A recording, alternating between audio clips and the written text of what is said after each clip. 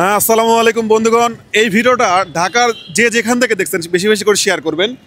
আমার পিছনে দেখতে পাচ্ছেন আগারগাঁও মেট্রো রেল স্টেশন, এবং এই মেট্রো রেল স্টেশনের ঠিক অপোজিট সাইডে এখানেই কিন্তু মানে হচ্ছে শেওড়াপাড়া যাওয়ার দিকে এখানে বিগত 3 দিন যাবৎ একটা ম্যানহোলের ঢাকনা খুলে আছে। আমি নিজেও এই রাস্তাতে যাতায়াত করি, এই জন্য ভাবলাম যে আসলে বিষয়টা সবার মধ্যে তুলে ধরে, যেন আমাদের প্রশাসনের ভাইদের দৃষ্টিতে একটু পড়ে।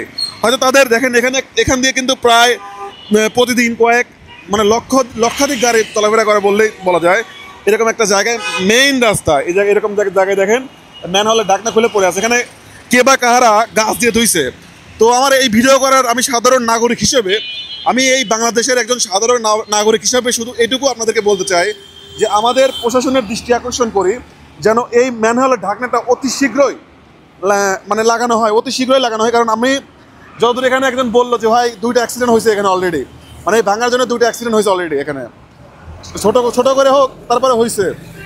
তো আমরা আশা করব যে এই দৃশ্যটা যেন আমাদের এই এই আগারগাঁও এলাকার বা এই যে থানাটা আছে এখানে, এই এলাকার আশপাশে যারা আছে ঊর্ধ্বতন কর্মকর্তা এবং প্রশাসনিক ব্যক্তি, তাদের নজরে যেন এই জায়গাটা পড়ে। দেখেন কত কি পরিমাণে গাড়ি আসতেছে। এখন কিন্তু রাত বাজে প্রায় 10টা। আমি প্রথম দিন দেখছিলাম, দ্বিতীয় দিন দেখলাম, ভাবলাম যে মনে হয় ঠিক করে দেবে বা ঠিক করে যাবে। হয়তো বা প্রশাসনের তেমন কোনো লোকের নজরে পড়ে না, এই জন্য হয়তো জায়গাটা ঠিক হচ্ছে না। এখানে একজন ভাইয়ের দেখা পেয়েছি যে হচ্ছে এখান দিয়ে চলাফেরা করে। ভাই, এই জায়গাটা যে আমরা দেখলাম ম্যানহোলের ঢাকনাটা নাই, আসলে এই বিষয়ে আপনি একটু আমাদেরকে বলবেন। জি, আমি আসলে প্রতিদিন এদিক দিয়ে যাই তালতলা কোচিং সেন্টারে।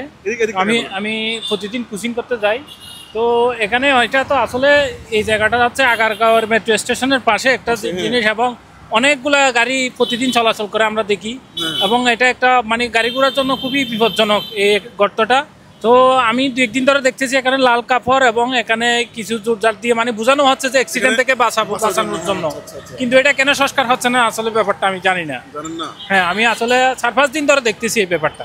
আচ্ছা, আমরাও কিন্তু জানি না এটা কি জন্য সংস্কার হচ্ছে না। তো আমরা প্রশাসনের দৃষ্টি আকর্ষণ করবো নাকি? জি, অবশ্যই যেন এটা দ্রুত সংস্কার মেরামত করে বা যথাযথ কর্তৃপক্ষ যেন এই ব্যাপারটা দ্রুত সমাধান করে দেয়। তো আমি আশা করব যে এই ভিডিওটা যে যেখান থেকে দেখছেন শেয়ার করবেন। এবং আগারগাঁও এবং শেওড়াপাড়ার মাঝামাঝি একটা জায়গায় আগারগাঁও মেট্রো স্টেশনের পিছনে দেখেন আমার পিছনে কত প্রাইভেট কার, যারা কিন্তু এখানে এসে স্থির হয়ে যাচ্ছে। শুধুমাত্র এই দেশের একজন সাধারণ নাগরিক হিসেবে আপনি একটু আগে এসে দেখেন ভাই, একটু দেখান। আমি একজন সাধারণ নাগরিক হিসেবে আসলে মেসেজটা আপনাদেরকে পাঠালাম যেন আমাদের প্রশাসনের নজরে জিনিসটা পড়ে। আমরা চাই না যে এরকম সড়ক দুর্ঘটনায় কোনো